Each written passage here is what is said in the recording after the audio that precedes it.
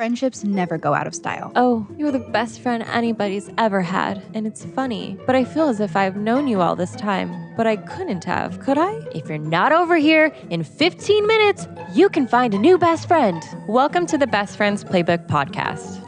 With your hosts, Crystal and Allie. We've known each other for over 27 years, and we're here to share our wisdom on friendships in film, TV, and literature. Grab some coffee, our favorite, and get cozy. Hello, everyone, and welcome back to another episode. Well, yes, it is another episode of Best Friends Playbook. But again, this is our part 2 of our Halloween special. Allie here with our special guest, Hannah Lambert from Between Lewis and Lovecraft. And again, just as a reminder, they do awesome episodes on authors, and occasionally you do books. Occasionally books and also occasionally movies. So we've got our own Halloween special coming up soon, and we're going to talk about some scary movies and some fun Halloween movies. Ooh, that'll be fun. Great. So you guys should look out for that. Go follow them on Instagram and their podcast if you haven't already. And if you missed our first special for the Halloween episode, we did It Chapter 1 and 2, the remakes that came out in 2018, I believe.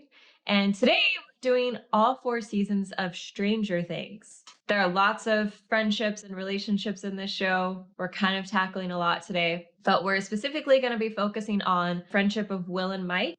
And then we're going to do Steve and Dustin, 11 and Max, and then kind of just like a general overall of the 4 boys, Lucas, Mike, Will, and Dustin, because they're still very much a part of it, but because the group tends to get separated a lot, they have like their own issues going on. Yeah, I feel bad for Lucas. Most of his drama is just usually with the girls. Like he gets in fights with Max a lot. I mean, season 3, he does have like, it really is him and Mike. So we'll get into that because he's helping Mike with all of his like lady advice for dating. Right. He becomes like an expert. Right. With one girlfriend, an expert. And they break up all the time. Yeah, which is hilarious. But I do love Max's strong, independent woman, how she's not going to put up with any crap.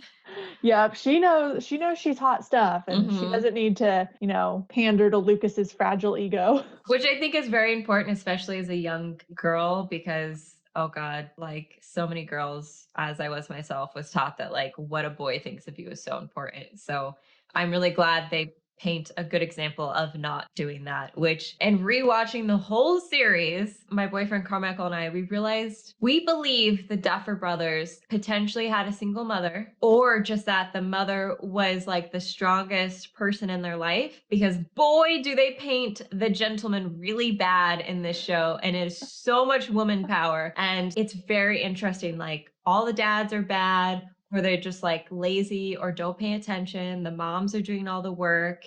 And then you have like the female characters, like we'll get into like where Max is telling Mike to back off and let Elle be her own woman. It's very interesting. That is interesting. I hadn't noticed it on my own, I guess, but now that you say it, it does make total sense. Like even with Mrs. Wheeler, Nancy's mom, like they have that moment in season 3 or whatever when her mom like lays down some solid advice about like dealing with sexist men in the workplace and being like, Nancy, you're so much stronger than I ever was. Like you're gonna be fine. Yeah. Oh my God, that moment makes me cry. It's so good. But yeah, rewatching it, like I feel like this show is so good. And whenever you get to rewatch a show, you get to notice all the small character things that you couldn't before because you're just trying to keep up with the mystery of the show. So we're going to go ahead and start because like I said, we have 4 seasons to get through. 3 seasons.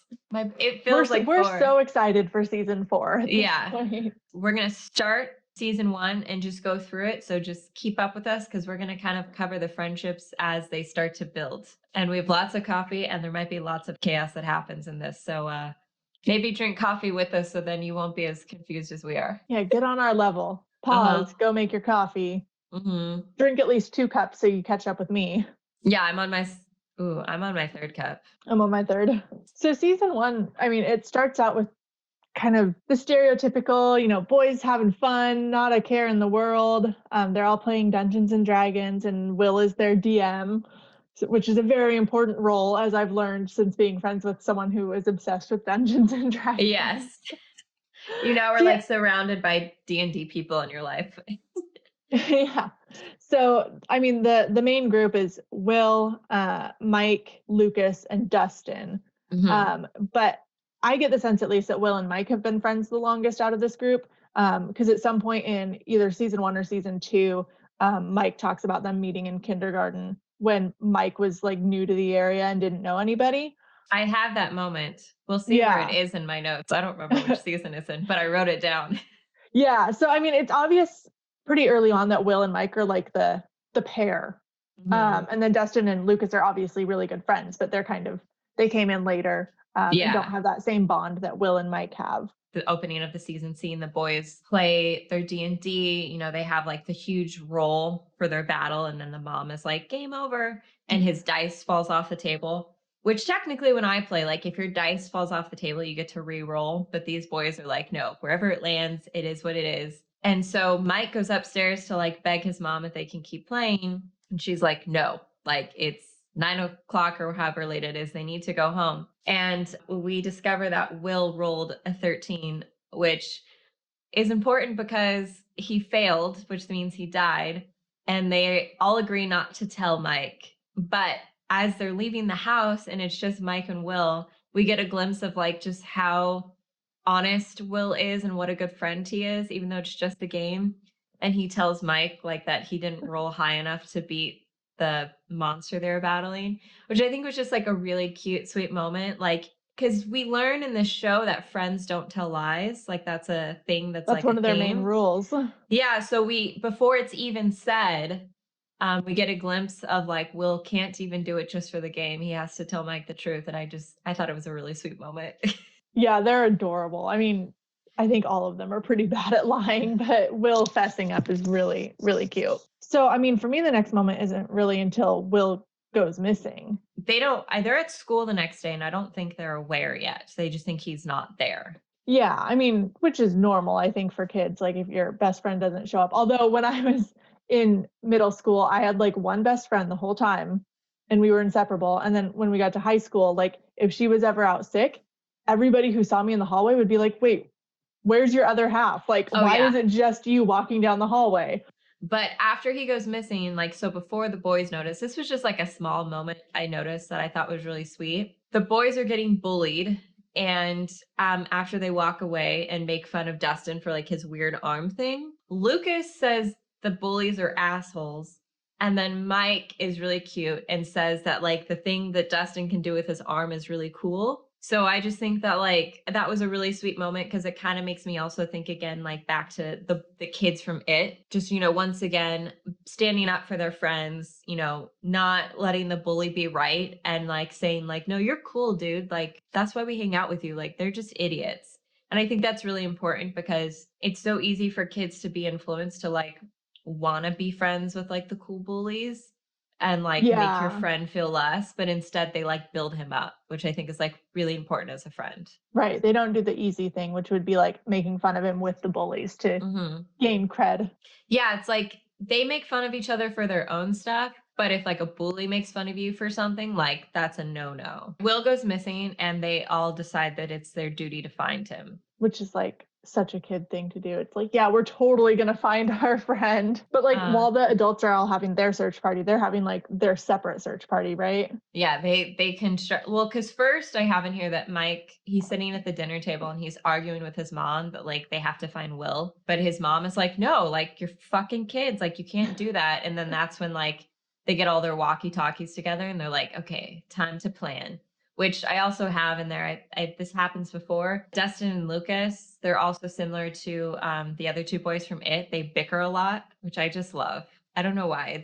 It makes me happy seeing them bicker because they don't get super mad at each other. Like that's just their personalities. They just bicker with each other. Yeah, they're like the cute old married couple or something. Yeah, exactly. And is it in season 1 or season 2 where Dustin and Lucas like actually comment on how Mike and Will are the main friends and they're just like the sidekicks basically? It's when they're riding the bikes down the street. Oh, here it is. It is season 1.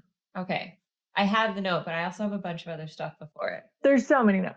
Well, I feel like that's a very normal thing to have happen in group friendships too, especially if you have an odd number, but also if you have even numbers too. It's like there's always going to be situations where two friends are doing something together, or one person can't hang out, or there's always going to be something that kind of makes you separate off into pairs. Yeah, which is what Crystal and I always talk about, and you and I referenced in when we did It also, is that like the kids in It don't really have separate friend groups, but in Stranger Things they definitely kind of like go off. And I think, like we've said, it's because Mike and Will have been friends longer, and so I think they say Lucas was friends with the group and then Dustin came along. And so they're kind of like the newer ones that just like bonded together. But I guess that works so then nobody feels left out, because I've definitely been in a friend group where it's like three. A group of three is the worst because someone's always left out and you're just like, and why if you didn't you invite fight, me? it's like you can have the two gang up on the one. So I think having three is kind of dangerous. It's really dangerous. Like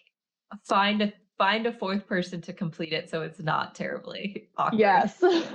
Just simple things like they sneak out of the house together to go find Will. Like they're willing to risk getting in trouble for him. I like that they're really honest with each other, because Mike calls Dustin a wussy because he doesn't want to go look for Will. And like they're honest with each other. They don't care. This was a side note. We didn't go over this friendship because it's very short-lived. Nancy is a terrible friend because she's boy crazy and she leaves Barb alone. And I think she should 100% blame herself for Barb dying. Yep. She went upstairs to have sex, and should have known that Barb would be sad. And I was normally like the Barb in friendships where like I would go somewhere and I'm like, why didn't you bring me? Just in case the boy didn't want you. Oh, that's mean. It's terrible. I was Like- also boy crazy, but the boys just didn't want me. That's just how high school was. I'm fine with it. I was the geek in high school. It's totally okay. Luckily, I was not a Nancy Wheeler. My best friend and I were both tragically uncool in high school, so we weren't getting invited to parties with boys anyway. Yeah, it's better otherwise that probably would have impacted our friendship negatively. Yeah, it's rough. It's rough. But that's just my side tangent on that. But yeah, Nancy sucks as a friend. Yeah, because like I was definitely more boy crazy than Crystal also. Like she calls me out for it all the time when we do episodes, and I'm like, I'm aware, Phil. And so it's like, yeah, if you're in high school right now, guys, you can be friends with boys, but don't need their attention. Like your girlfriends are 100 times better than them. Don't ditch your friends for whoever you're attracted to, essentially. It's not worth it, because it will probably end because you're teenagers and your hormones are haywire. Yep. And then your friends won't like you anymore. And your friend could get eaten by a monster. That too. I just have, again, little notes in here like Lucas teasing Mike for being in love with Elle. They all seem to agree about hiding her, which is interesting. Yeah, I mean, I think that's kind of a natural reaction too. It's like, obviously this kid has a lot going on with her. We can't trust the adults in our lives. Let's hide her in Mike's basement. Yeah, which, man, I feel like I didn't have a place in my house to hide a person. Like if I found a random strange kid, human. Yeah, who like didn't talk, there would be no place to hide that person. Somebody else would have to do it. I wouldn't be able to do it. Oh, and then we have like Lucas and Mike actually get in a really big fight because when they're going to go look for Will, and she thinks she knows where he is, and then she realizes he's like near the bad place, she messes with their compass, and then they get in a huge fight because Elle attacks Lucas for like the boys being in a physical fight. And yeah, like Lucas is trying to beat Mike up basically, and she slams him into a car or something. Mike also then gets mad at her because he's like, whoa, you took it like way too far. And so then because of that, Elle disappears. And then Dustin is basically like, he's the one so now they have only 3 friends. So like just what we were talking about, because like Will's gone missing, Lucas and Mike are fighting. So Dustin has to be like the adult and tell them to get over each other. Right. And then Elle comes back and takes him to the quarry or whatever as they're dragging Will's body, quote unquote, out. Yeah. And then they get like sort of mad at her again, right? Because she was telling them that he was alive, and they're like, he's dead. Yeah, so they're like super confused as to what's going on, and they're like, why would you lie to us? They're trying to figure it out. Oh, Elle comes back because, yeah, like you were just saying, they were telling the boys to jump into like the big quarry, the lake. Sorry, my eyes flashed over it and I was confused. Yeah, we have Lucas apologize to Elle, and then Mike apologizes to Lucas, so they make up, which is good. I think it happened at some point before this, but there was another moment with the bullies and the 3 main boys, and I think Elle was there too. Yeah, she was in the gymnasium or whatever after the assembly when the bullies were like laughing about Will and like making fun of him and stuff. And then they had that confrontation where I think it was mostly Mike was like ready to fight with them. He was like, how dare you say that about my friend? And then Elle makes him like wet his pants or whatever. Because that's the first time that she does it. And then the second time is when I think that's when they go to the cops the second time because she doesn't have her wig on. And it's when like the bullies are telling Mike to jump off like the cliff edge, and then she like comes and like does all her powers on them and beats the crap out of them, and they go and like cry wolf, and that's when like Hopper's like, you saw her? But yeah, season 1 ends up going by really fast. I guess what I like is that like once they get over Elle and they kind of realize that she is their friend and she's super cool and she defends them, all the boys come together and like become friends with Elle. Like, even though obviously like Mike is the one that has feelings for her, it's interesting how like the other two never garner any feelings, not even out of like respect for Mike. They just don't have that connection with her, but they do connect with her in a friendship way, and they like really appreciate her. Right. She's just like your friend's girlfriend or your friend's wannabe girlfriend who you put up with. Like, they actually love and care about her too. And then they all go to the school, because then at this point, like this is when like we have all the separate factions. Like Hopper and Joyce are going to go find Will. And then Nancy and Jonathan are like fighting the Demogorgon. So then they're going into the school to also battle, which is something I really love about the show, is that like they're all solving their own mysteries, but it ends up being like the same mystery, and then they like have their own separate battles at the same time. So yeah, I really love that when Elle's about to get taken by Papa, the boys like try and fight, and then she sacrifices herself to save her friends, which is really sweet. She's always doing selfless crap like that. I know, she's too good. She's too good for this world. And then it just shows the boys playing D&D again, and they have Will back, but they're still sad because Elle's gone. Right. It's like you get one friend back and lose another one. Yeah. And it's probably like interesting in that in between time too, because like Will didn't really get to know Elle. Like, they were in completely different spots throughout this whole time. So they have like this friend who they miss and was a huge part of their life, but then their other best friend has no idea what went on there. Yeah, he just comes back and he's like, I'm saved. This girl saved me that I never met. Well, I think he saw her in the Upside Down. Yeah. But that was like it. That's all they have. And not exactly a fond memory, probably. Yeah. Okay, so now we have season 2, which I had 2 pages of notes for. Oh dear. Season 2 is where like we start to introduce all of the other friendships too. Yeah, which is where chaos is going to happen here. So hold on to your butts, guys. Let's see. So we start to have like Will. This is when we realize that like something is still inside of Will. And I love that everyone, especially Mike, is keeping an eye on him. Like, obviously Joyce is worried, but everyone else is keeping an eye on him because they know that like, they don't know something's in him, but they know that he's been traumatized. So I like that they're looking out for him. So like when they're at the arcade and he like starts to kind of dip into the Upside Down, and Mike notices that he wanders off immediately and like goes to check on him, which I think is really good. Yeah, it's interesting seeing like how attuned they are to each other's feelings, particularly Will's, because I feel like that's not a typical trait, especially in young boys. Yeah. So it's very impressive that they're like seeing those subtle signs. And I feel like maybe had they not been traumatized for what happened in season 1, they might have not had like this growth development and being that caring for each other. Obviously, the boys are all like, ooh, who's Max? But then we have like Will, who's like, oh God, there's something inside of me. And Mike is like, why aren't we caring about Will? And Elle will not be replaced with this new girl. Because he's like, he really feels like it's a replacement for her, which makes him really upset. Yeah, it's like this massive betrayal for him, which I kind of get. I mean, he's sad and he's very young, so not good at processing his emotions, but it's also super unfair for Max. And then meanwhile, Lucas and Dustin are having their little like quarrel over who gets to go out with Max. Yeah, they're like, who's going to win her? Which, again, Max is not a prize, but, you know, boys are silly and young and they don't get that. But she puts them in their place, which is what matters. Yes. So this is where we really start to see Steve and Dustin become friends too.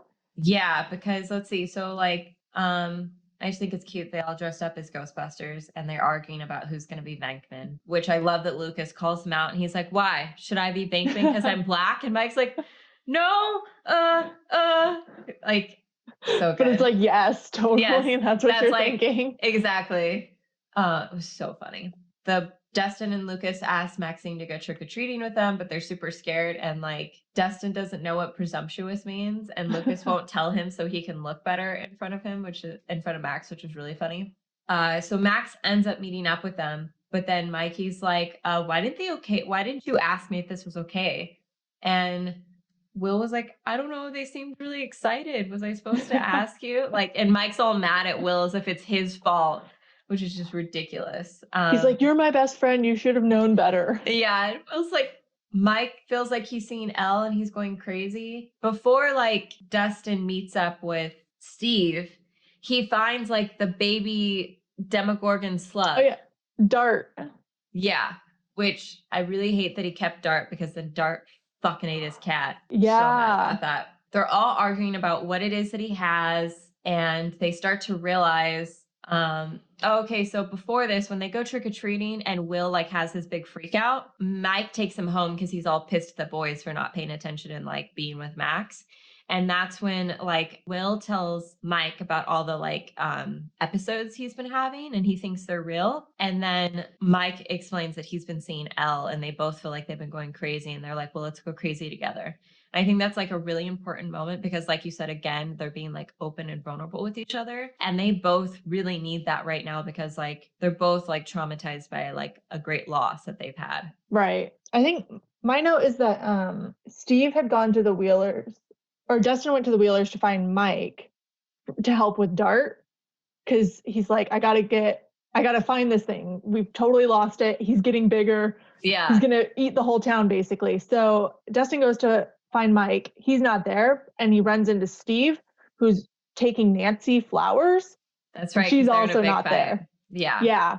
Dustin's like, well, you've got a car. You're going to help me now. When they're a little bit before, just because this like is like sort of the beginning of Max and Elle's friendship. When Mike is talking to Max in like the gymnasium trying to explain like why she can't join the group, Elle sees it, slams Max off her skateboard because she's jealous. And like he knows that could have only been Elle, which is really cute. But that's also like the first part of Max and Elle's friendship is that like she has jealousy over Max because she doesn't know what the relationship is. Yeah, I mean, they get off to a very bad start in that situation. And then later in season 2, when Elle like completely blows Max off, she's like, I still hate you. You were talking to my boyfriend. Yeah. So the fact that they become friends later on is like really very interesting. Dustin and Steve, which are really cute because like he starts to give him advice on like how to potentially get Max and how to just be himself and take care of his hair. Their friendship right. is amazing. He teaches him the Farrah Fawcett secret or whatever to doing his hair. Yeah, and he's like, if you tell anyone, I'll kill you.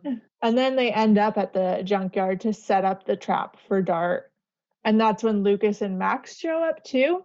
Yes. And at that point, I don't think Steve knew who exactly Dustin liked, but at some point in there, like Lucas and Max are like having a moment and Steve sees the look on Dustin's face and he instantly realizes what is going on. And he just like, he feels so sad for him. And it's just really cute. I don't know what Steve's sibling situation is. I feel like he might be an only child. I think so. They've never touched on it in the show, so I'm going to assume he's an only child.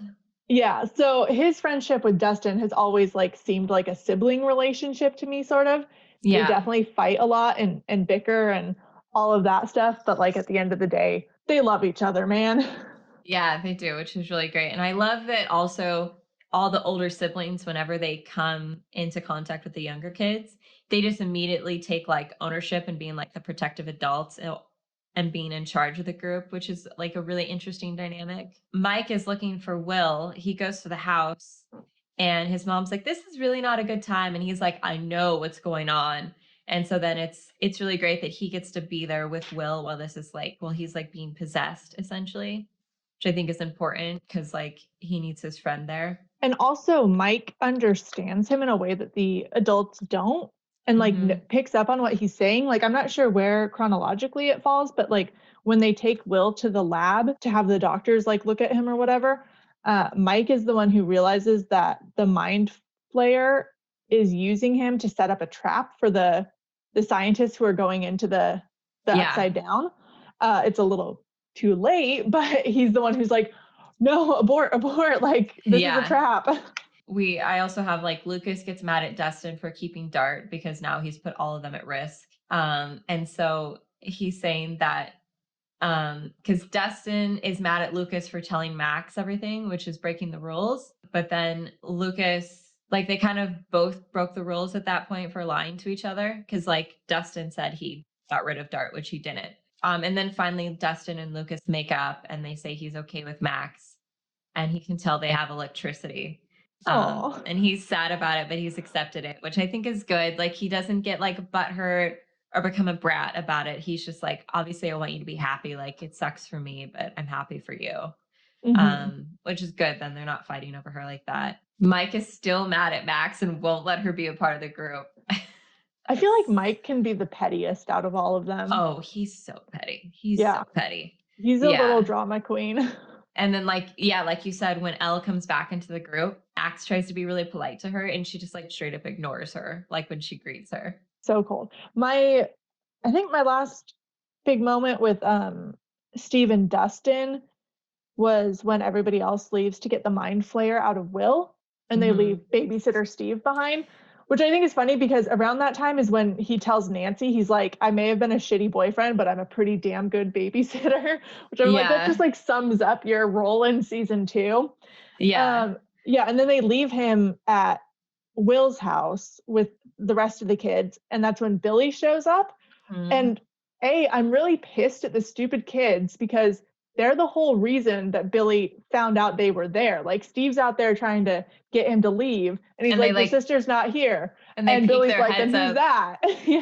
And then obviously Steve gets like the shit beat out of him because of that. Oh, I was just going to say, and then he like wakes up in the back of Billy's car after Max tranquilized him or whatever. And Dustin is like lovingly holding an ice pack to Steve's bruised face. And he's like, hey buddy, it's okay. You put up a good fight. He kicked your ass, but you put up a good fight. Yeah, that's right. Cause it's once again, like he got his ass beat by Jonathan and then he gets his ass beat by Billy. So that's like the running joke for Steve is that he can't win in a fight.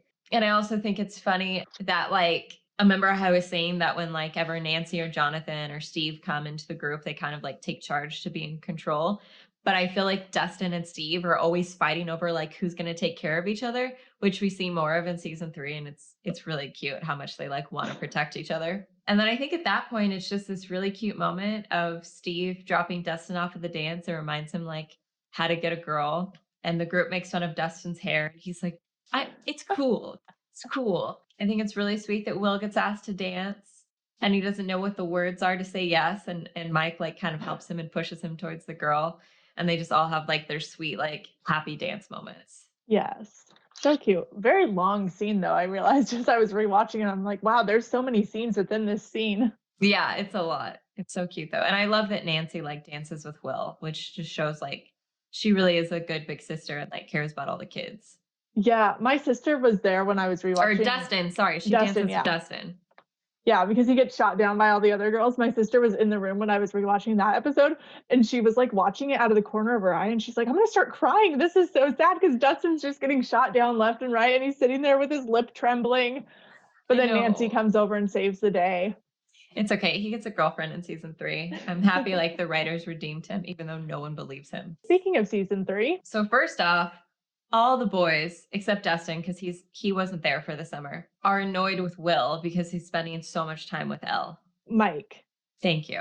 Yes. They're interchangeable almost. Completely I wrote Will in my notes for some reason. Yeah, giving Mike so much shit for that. Elle also, she has like this major curfew because they still don't want anyone to find her. Yeah, so, and like obviously Lucas and Max are together for a lot of this, but I feel like they hang out with the group more. They're less like infatuated. Yeah.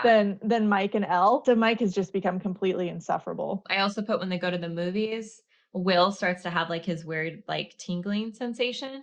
And Mike is actually like very in tuned and he notices stuff is going on. And I feel like I don't necessarily, because I put in my notes that Will lies, but now that I think about it, I don't think Will's lying. I think he's actually lying to himself, like trying to think it's not real, because that would be horrifying if the mind flares back. Right. And I mean, they're all pretty confident at the end of season 2 that they've gotten rid of it. So I could see how it would be easy to doubt yourself in that situation. Yeah, he's like, no, I'm just having PTSD, like they said last time. So I think that also adds to Will's like feeling of abandonment in season 3. Like I have in my notes that he's pretty sad because his friends all have girlfriends and he just wants to play D&D and none of them are that into it. Like there's that one morning when Lucas and Mike sleep over and then he wakes them up in his like full wizard costume and is like declaring it a day free of girls and he's gonna do his dungeon master thing to get them all inspired. And Mike and Lucas just totally aren't into it. And Mike like even makes fun of him a little bit, which I think is really hurtful for Will. Yeah.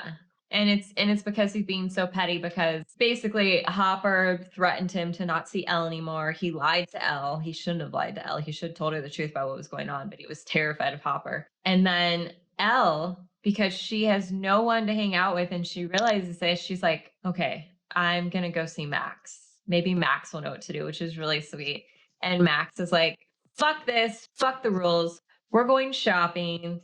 You can do whatever you want. Don't let anyone tell you what to do, which I love that like Max ignites this like independent woman in Elle because she's always been controlled by men in her life. Yeah, and that's like their first like moment together. Like obviously they've been hanging out most of the summer because their boyfriends are friends, but I didn't get the sense that they were like pals then. No, I think Elle just kind of accepted that she's with Lucas, so she's not a threat to Mike anymore. So she let that go. But she was so into Mike that she just didn't really create a friendship with Max. Yeah, so their friendship becomes born out of necessity. And like you said, they go shopping. And the line that I liked there was when Max was telling Elle to buy clothes that feel like her. And she's like, not Hopper, not Mike, you. Yes. Because at this point, like you said, Elle has been completely defined by the male influences in her life. Yeah. And so Max is really trying to help her be herself and make her own decisions, which I think is really great that she now has a friend like that. Plus, they get to have all sorts of fun, like when they run around trying on the clothes and they blow up the Mean Girls drink. Yeah. Which is just like adorable. That's like your ideal friendship plus superpowers. Yeah, exactly. Because I know like Hopper's like, you can't use your powers at all. But I think that like it's harmless for the little things that she does.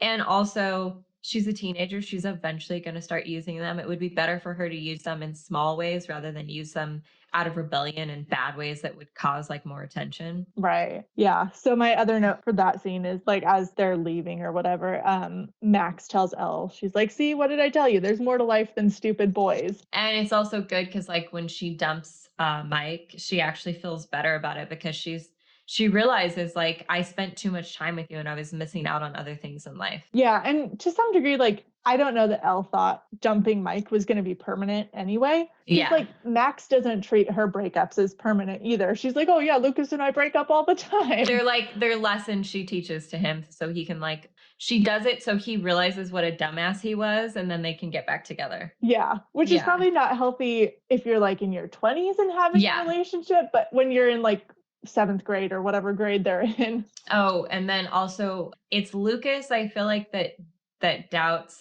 the girlfriend situation the most, but because he's the one paying attention, but no one believes that Dustin has a girlfriend, which I think is like really sad because they should like support him, but they just don't believe him. I know, because he's so excited about it when he gets home. He's like, oh, she's hotter than the hottest girl in school and she's a genius. And Lucas is like, nobody is that perfect. And then Max like pretends to get mad at him over that. She's like, wait, what are you saying? Yeah. But, yeah, I think other than Will, I think Dustin is the one who probably feels like the most abandoned by his friends in season 3. Yeah. And I think that's why he gets so close to Steve. Yeah, he purposely goes to Steve at that point. But it is messed up because like Max and Lucas are super annoyed. So they like leave the top of the hill in a really rude way. And Will is at least like a lot nicer about it. But that's when Dustin intercepts the Russians.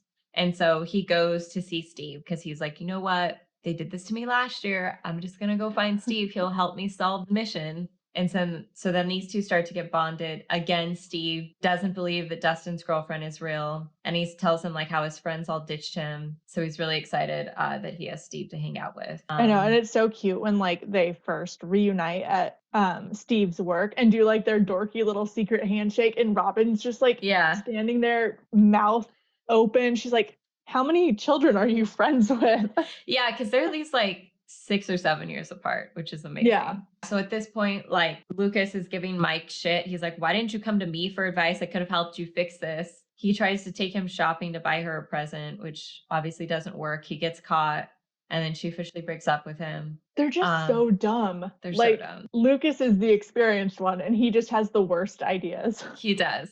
It is cute though how like in season 2, he asks his dad for advice and his dad is like, oh, the women are always right. And his mom's just like, that's correct. So like, which is again, another thing of like, I feel like the Duffer brothers are like even more pointing out to like, they had powerful women in their life and they're very like, I don't know, very feminist, which I love. Like Elle and Max spy on the boys, which is really funny. And she's not supposed to do it. But then she's like, I make my own rules. Like, shut up. It's exactly fine. Like on the one hand, Max is a really good influence on her, but she also like does these things that kind of aren't the greatest. Like, yeah, on the one hand, it's cute that Elle is like, I make my own rules, but also that's not going to fly like in a long-term relationship. Yeah, like, okay, exactly. You have boundaries. You can't use your superpowers to spy on your friends or your boyfriends.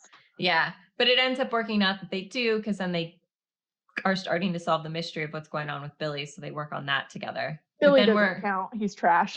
Yeah, he's trash. With a heart of gold. I know it. His story is so sad. But yeah, so then we get to the part where you said where like the boys are being mean to Will where they're playing D&D. So much so that like when the phone rings, Mike just like jumps out of his chair thinking that it's Elle just to like solve the day. And Will's just like, I'm done at this point. Yeah. So he like starts to storm off and they have that scene that's like very sad in the garage while he's like getting ready to leave. And Will is like on the verge of tears. He's telling Mike that he's like ruining their whole friendship for some stupid girl so he can swap spit with her. And Mike gets all indignant. He's like, Elle's not stupid. It's not my fault you don't like girls. Which is such like a mean dig because in season 1, they reference Will being gay. And I think at that point that it's confirmed that like his friends know. They don't care. They accept him and love him for it. But that was just such a cheap dig that Mike went so personal at Will. Right. And then he follows it up with like, did you think we were going to sit in my basement and play games forever? And Will is just like, yep, I guess I did. And then just rides off in the pouring rain. Yeah. It's so sad. Because I mean, even without like the feeling of being abandoned for like a girl in romantic relationships, like he feels like his friends are growing up without him and aren't interested in the things that they used to all bond over.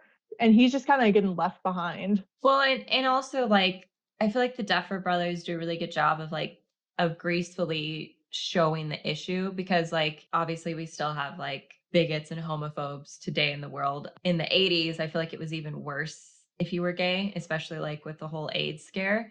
And so like we have Robin who eventually comes out to Steve and Steve totally accepts it and just like immediately starts teasing her for the girl that she likes.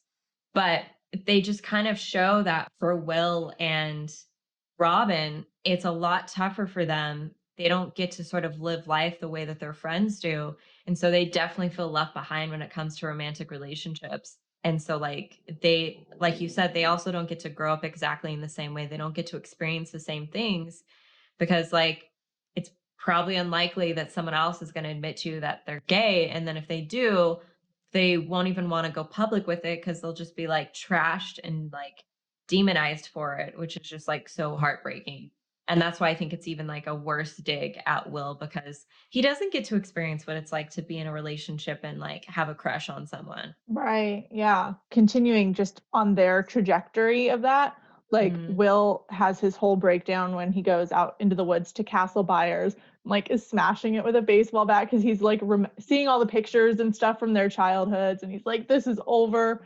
He's and so he just, upsetting. Like, completely melts down. It's so sad. But then at the end of that episode, I think is when see Mike and Lucas run up to him basically because they've been out searching in the woods for him. Even though they had their fight, like they're not gonna. I feel like if I were in that situation, I would just wait till the next day and be like, you know what, I'll see him at school or not school, I'll see him at his house or whatever, and I'll just apologize then. But they're like, no, Will needs us. We're going to run through the pouring rain and find him. And they run into him like around the exact same time that Will realizes the mind flayer is back. Yeah, he feels it like in his neck as it's happening.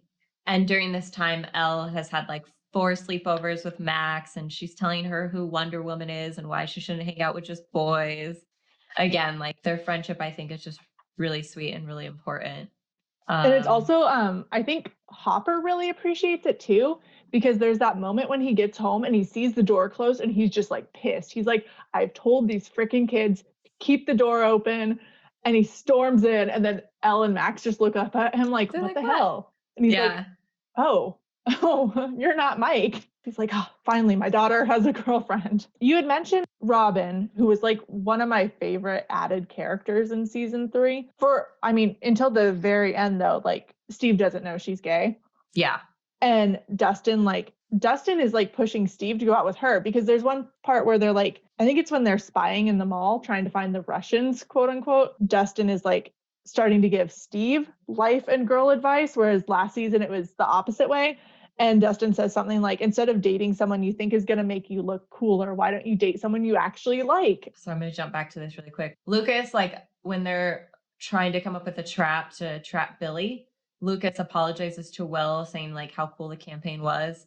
And Will says like he doesn't care because they have bigger things to worry about, which I think is just also kind of like heartbreaking. That I think that's him trying to accept that like him and his friends won't play D&D as much as they used to, but they're still best friends and that things are changing, and he just kind of has to accept them in that moment. Yeah, and they're still on the same team regardless. Yeah. But I think it is cute that like Lucas and Mike keep apologizing for so long afterwards. Like it would be a very easy excuse to be like, oh, we're trying to fight the mind flayer, I don't need to apologize for that shitty thing I did the other day. Yeah. But no, they're like, we are gonna hold ourselves accountable and make things right with our friend. Oh, and then when they're at the hospital and Lucas and Mike are trying to get candy out of the machine, and then Elle like helps them because their candy gets stuck. And Lucas is like, this is your window. And Mike's like, what? And he's like, oh my God, do I have to help you with everything? They're so dumb. Steve and Robin, so this was, I think I skipped this, but like when they're in the elevator and they're trying to figure out like what's inside like the box that like the Russian spies have. Steve tells everyone to stand back, and Dustin's arguing with him. He's like, no, if you're going to die, I'm going to die with you. Like he makes that very clear that like they go at one other point too, in like season 2, right?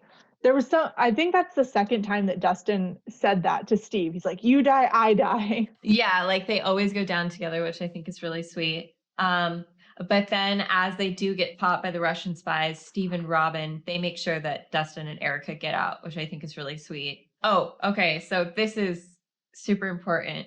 So Elle is in the room trying to find the monster. And Max and Mike are bickering about whether or not she should be doing it. And I love that Max goes up to Nancy and she's like, can you decide this?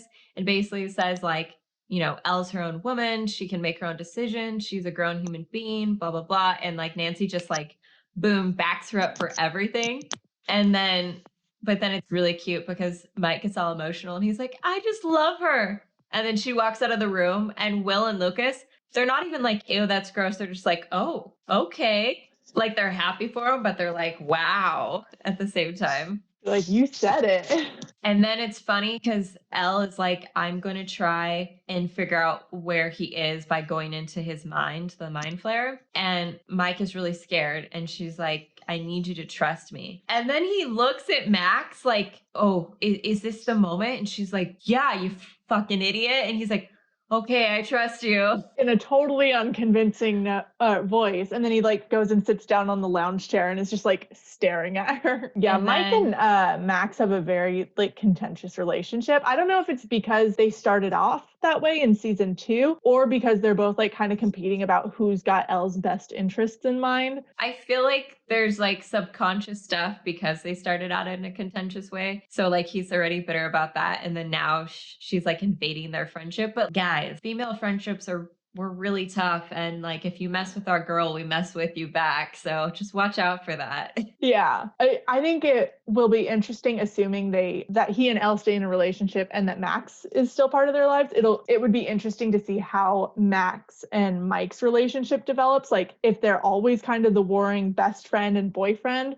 or if they work it out. Yeah, because I feel like I'm definitely a Max. I'm very like protective and all about making sure that like my female friends are getting to make like their own choices and stuff. See, the boys finally meet up and they say like they're not mad at each other anymore. And when Dustin's like, well, I was mad at you, but now I'm not. And he's like, I just had a really bad signal. And then at one point, I can't remember where this happens, but Dustin tells Steve that it's his job to keep him safe now. Oh, I do want to mention the one moment when Steve knocks out the Russian dude during that fight. Dustin's like, That's so right. there for it. He's like, dude, you did it. You won a fight. That's right. He totally hypes him up, and I love it. And especially because like Steve barely won the fight. He only won because he hit the dude, and then the dude hit a table on his way down. But you know what? It still counts. It still counts, yeah. But I totally forgot to bring that moment back around. Yeah, it's so great. He's also kind of making fun of him too in that moment. He is. I mean, he's kind of trolling him, but yeah. Yeah. But I mean, it was like in season 3, Steve got the shit beat out of him again by the Russians. Nice for him to finally have a win. And then I also like, this is just like a small moment, but when they're in the grocery store and Lucas opens up a Diet Coke and they're all just like, what the fuck are you doing? And they like have this bickering moment. And even though like the mind flares like on the loose, they still have time to bicker about like whether or not someone should be drinking like a shitty soda. But then Elle like rips off the blindfold and like gives him the death glare. Yeah. Like, what are you guys doing? Oh, and then it's funny when like they're going up to the hill so they can get to Dustin's like massive radio. And Erica's like, Susie sounds fake. Don't you think so, Steve? And Steve hesitates. Dustin's like, why are you hesitating? Like, why don't you have my back? And he just still doesn't say anything. This is where everything kind of like climaxes. But like Max breaks down over Billy's death. And so Elle is there to console her, which is really sweet. It's really cute how Max and Lucas are making fun of the song Dustin and his girlfriend sing, like as they're packing up for Will's move. Right. Every time I watch that episode, I get that song stuck in my head for like the next day. That's surprising. I can't remember any of the words. Oh, I loved The Neverending Story when I was a kid. So the first time I was watching season 3 and they started singing the first line, I was like, wait, this sounds really familiar. Where have I heard this before?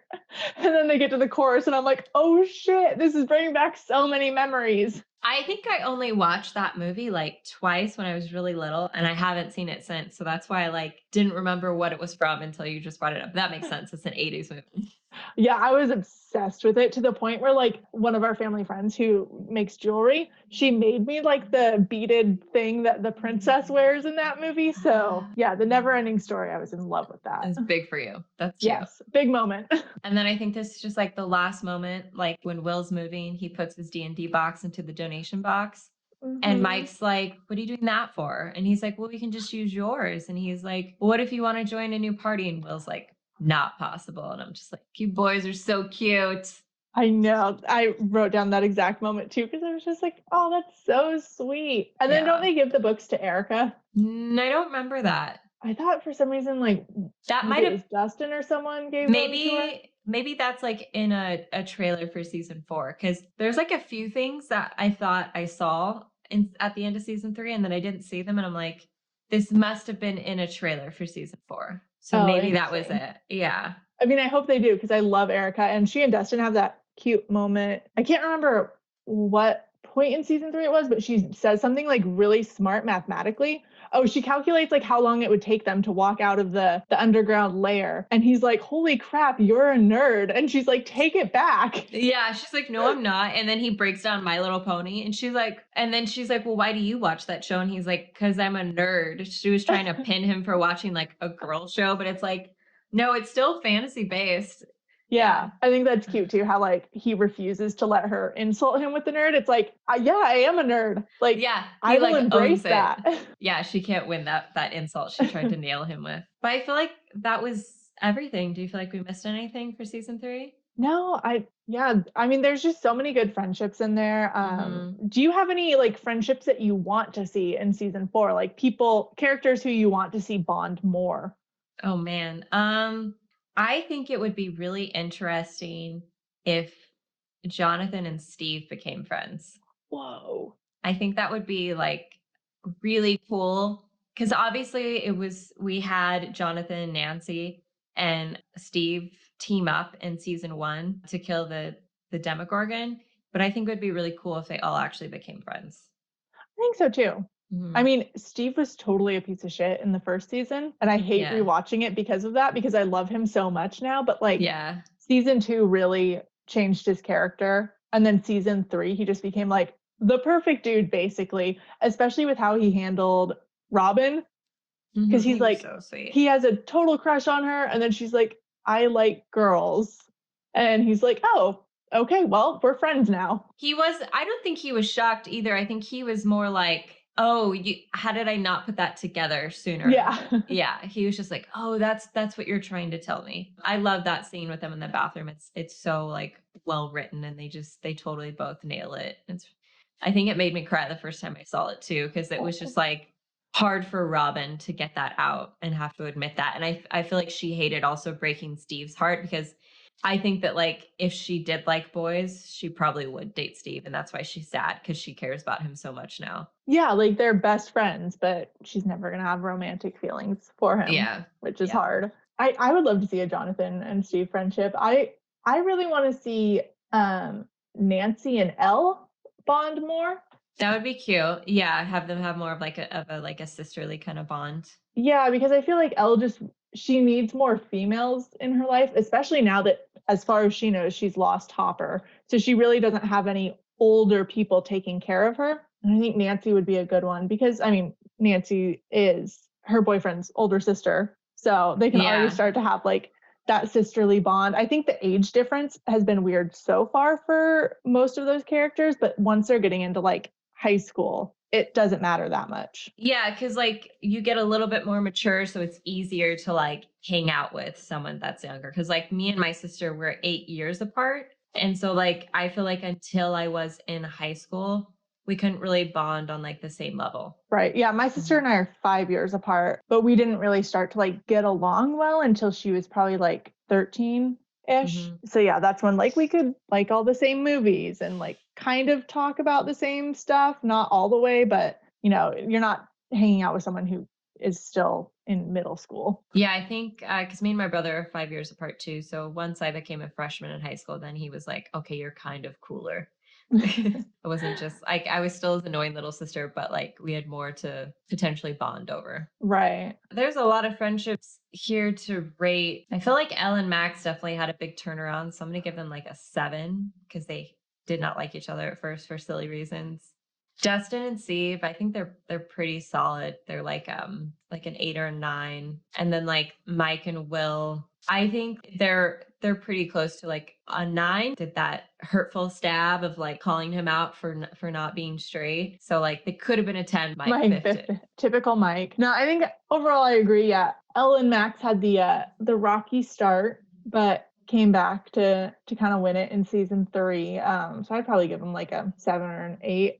And then Dustin and Steve, I feel like they're pretty solid. I think they're going to stay friends for a long time, just because they've been through so much together. And I love their like brotherly relationship. So I'd give them like an 8 probably. And then Mike and Will, probably an 8 too. They just seem like they've had kind of the smoothest like friendship. Obviously they have their little fights, but I feel like they've been solid from day one. So they didn't have to like create a new relationship at any point. Whereas the other ones, it was like, oh, like we just met and shit's getting crazy in our world. We're going to be friends now and get through this together. Yeah, especially because like I feel that Elle and Max, they still have a lot more room to develop their friendship. They obviously came together because of what was happening with her and Mike. I do feel like Max definitely has been wanting to be her friend since she heard about her, though, and it was just a matter of Elle warming up to her. And then all the chaos happened at once, and so hopefully now they just have time to like be friends. Be kids, which it'll be interesting considering Elle has now moved. It'll be interesting to see if she and Max stay friends throughout the distance. I mean, I hope so, because I'm going to be really upset if Nancy and Jonathan break up due to distance.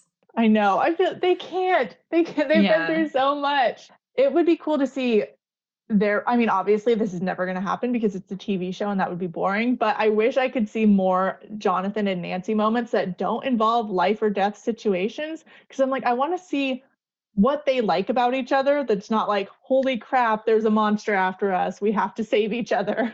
Yeah. And I also hope, though, that the Duffer Brothers don't go for like the cliche of like, because it's long distance and life got in the way, that they're having problems. Like, I actually want to see them trying to make it work. Because I feel like every show does that. The moment like they're like, oh, we're going to fight to make it work, and then cut to the next season. And it's like, it's just too hard. I don't even want to bother.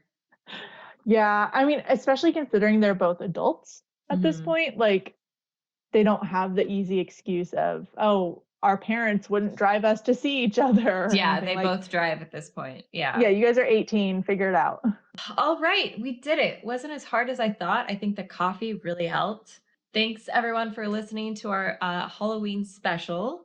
Season 3 will be coming soon. Crystal and I are watching. We have lots of content for you. Hopefully that'll start pumping out in November. But follow the Instagram to stay posted. And again, don't forget to follow Between Lewis and Lovecraft and check out their Halloween episode. Yay! Thanks for listening. Bye. Bye. She's my friend because we know what it's like for people to be jealous of us. It's so nice when you can sit with someone and not have to talk. You and I are a team. Nothing is more important than our friendship. Thank you for listening to the Best Friends Playbook podcast. You can follow us on Instagram, Twitter, and Facebook. You can also email us episode suggestions at bestfriendsplaybook@gmail.com. And if you could please leave us a review on iTunes, it helps us greatly to grow our podcast.